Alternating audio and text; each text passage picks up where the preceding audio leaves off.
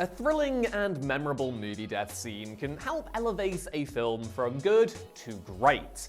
But one that falls short of the mark can similarly rub off on the entire rest of the movie. And then there are those death scenes that just come wildly out of left field and leave audiences wondering, what the hell just happened? Which happened with the movies we're going to talk about today. I'm Ewan, welcome to What Culture, and with major spoilers ahead, here are a few recent movie deaths nobody saw coming. First up, Lena Maccaro, Ballerina. Midway through John Wick's spin-off Ballerina, we learn that one of the film's assassin villains, Lena, played by Catalina Sandino Moreno, is actually the long-lost sister of our protagonist, Eve, played by Ana de Armas. It's a half-assed reveal at best, and yet audiences likely expected Lena to switch sides once the truth was revealed, teaming up with Eve in the third act to help her take down the cult leader known as the Chancellor, played by Gabriel Byrne. But surprisingly enough, that's not what happens. Not even close. A hot minute after Lena and Eve have a quasi-reconciliation, the Chancellor's goons toss some grenades into the building where they're being holed up, wounding Eve, and just killing Lena right there. It's a pretty lousy death for an apparently important character, far from the heroic sacrificial demise you might expect her to have while saving her younger sister. But then again, considering how Ballerina was infamously salvaged by reshoots thanks to Chad Stahelski, it's possible this abrupt, lackluster death was a casualty of the film's strained editorial process. On the way, the series that loves to hit you where it hurts. Alfred Milano, Final Destination Bloodlines. As generally permissive as the Final Destination franchise is, even it seems to have a line. That is to say that it generally shies away from showing young children die in all kinds of extremely effed up ways. Which, yeah, fair. For instance, even though a baby dies in the first film's iconic plane crash, we don't see any baby death on screen. But the recent Final Destination Bloodlines served at one of the series' all-time most satisfying deaths during its opening premonition, where we meet a young boy called Alfred Milano, played by Noah Bromley, whose coin-throwing escapades are responsible for the high-rise restaurant tower's collapse. Alfred, however, seems to escape the chaos and get to safety, even laughing as he gets clear, only for a piano to fall from the restaurant above and crush him into a pile of red goop. I guess Judge Doom survived Who Framed Roger Rabbit and is out for vengeance against us all, so God help us.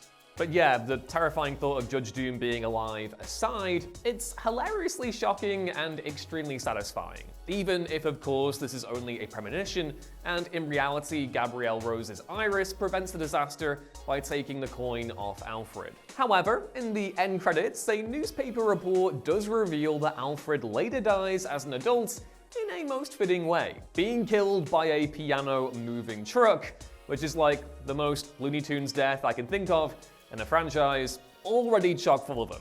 Next up, an interesting adaptation of a modern PlayStation classic, Abe, Until Dawn. The most brilliantly unexpected death scene in Until Dawn occurs when the central characters drink some tap water that, unbeknownst to them, is fatally contaminated. After drinking the water, one of the group, Abe, played by Belmont Cameli, suddenly begins violently wrenching, and after a short while, he violently explodes into a pile of gore, splattering the other survivors with all his juicy entrails. It's a hilariously unexpected moment for one, and further elevated by the superb gore effects on display, which appear to be a clever blend of practical and digital elements, adding up to an insane shower of viscera. The kind of movie death that you look at and go, hell yeah, that's insane! The insane eyes going for you, like that. It's my best insane eyes impression anyway.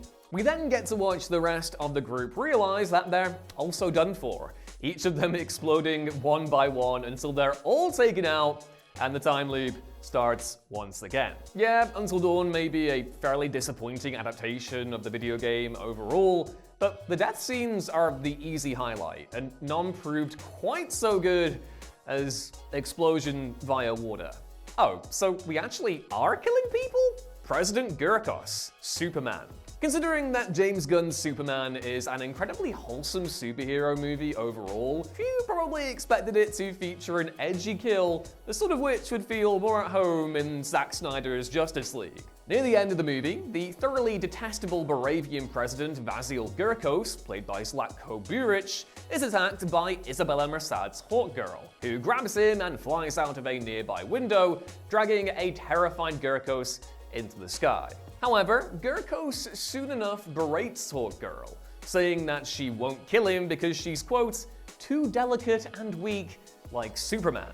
This prompts an annoyed Hawkgirl to tell him, quote, I'm not like Superman, before she drops him right out of the sky, leaving him to fall helplessly to his horrific demise. While we obviously don't see the grisly end results, this being a PG-13 movie and all, Gunn does cut to a fizzy tablet being dropped into someone's drink, hilariously painting a picture of what became of the evil dictator. But having a superhero kill the president of a country without much hesitation, even accepting that they're a horrific, despotic warmonger, is pretty damn wild in 2025, even if Hawkgirl has historically been less stringent about such morals in the comics.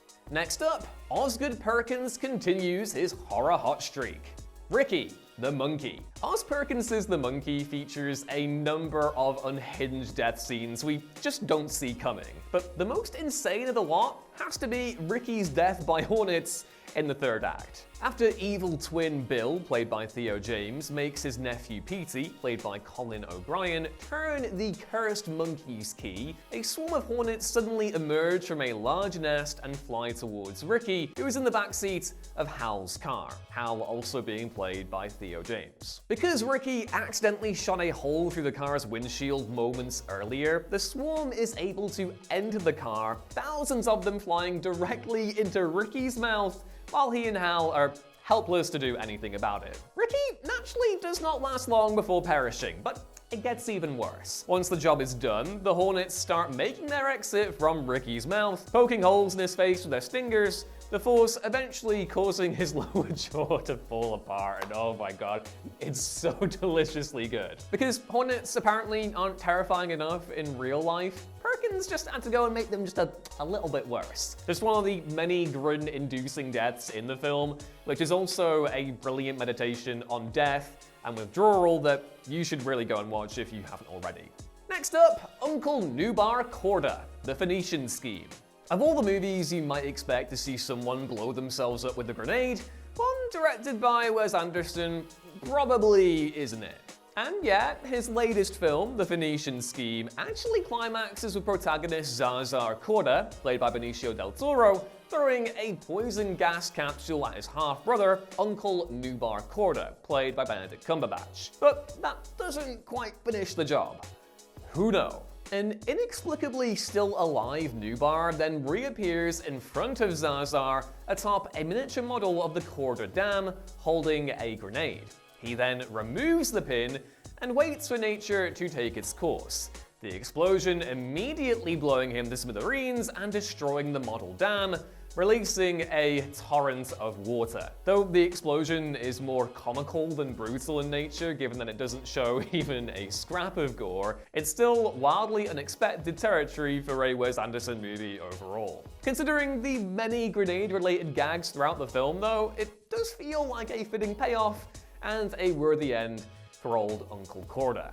Some more traumatic horror for you now. Andy, Bring Her Back. Bring Her Back is one of the most uncompromisingly bleak horror films in recent memory, and in turn features one of the most upsetting death scenes the genre has served up in genuinely quite some time. The film revolves around two siblings, Andy, played by Billy Barrett, and his partially sighted stepsister Piper, played by Sora Wong, whose foster mother Laura, played by Sally Hawkins, intends to use the pair in an occult ritual to resurrect her dead daughter.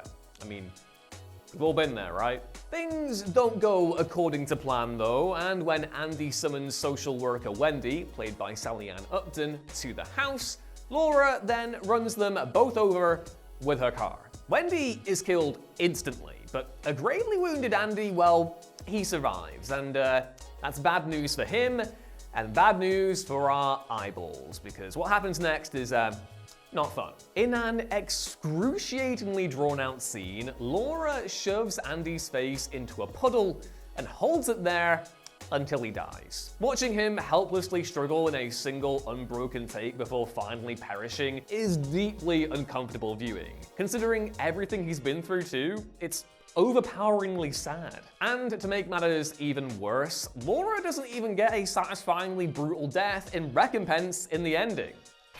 Bummer, man. Next up, Ray Bronson. I Know What You Did Last Summer.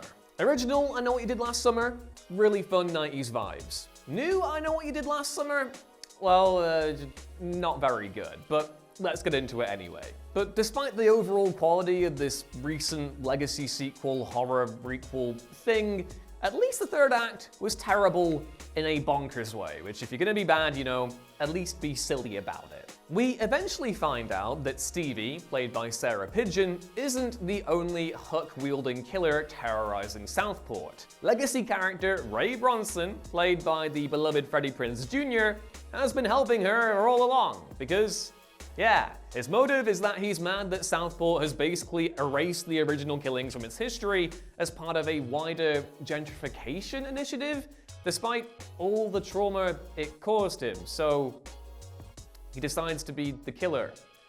This is really stupid, but oh well. This all leads to a final confrontation where Ray attempts to kill his ex-wife, Jennifer Love Hewitt's Julie James, but Ray ends up being shot dead with a spear gun by Ava, played by Chase Sui Wonders. Even though it was possible that Ray would get the Dewey treatment and be killed off at some point in the movie, just about no one expected him to be killed by one of the heroes because he himself was one of the murderers. It's quite the understatement to call this reveal and Ray's death polarizing, but it definitely surprised everyone, even if it was incredibly stupid. So yeah, let me know what you think of it down in the comments below. Did this redeem the movie at all, or did it make it even worse? On the way, a movie death that was all kinds of weird, even for Adam Sandler. Virginia, Happy Gilmore 2. Happy Gilmore 2 delivered one of the most unexpected deaths of the year in its opening montage, when Happy reveals that his beloved wife Virginia, played by Julie Bowen, was killed when Happy accidentally hit her with one of his golf balls during a tournament on Mother's Day. Yeah, Virginia is dead literally 3 minutes into the movie. A colossal bummer for anyone who liked the character, and it honestly just kicks the movie off on a hugely sour note. Maybe Julie Bowen's schedule only allowed her to appear for a brief cameo, but couldn't they have just have her temporarily leave Happy? I don't know, I'm just throwing it out there. Killing her off seems so definite and needlessly mean-spirited, but that's sadly the kind of tempo we've come to expect from Sandler's lackadaisical approach to comedy over the last few decades. And finally, we have the icon, the Queen, the witch whose plan fails with a pretty bad hitch, Gladys. Weapons.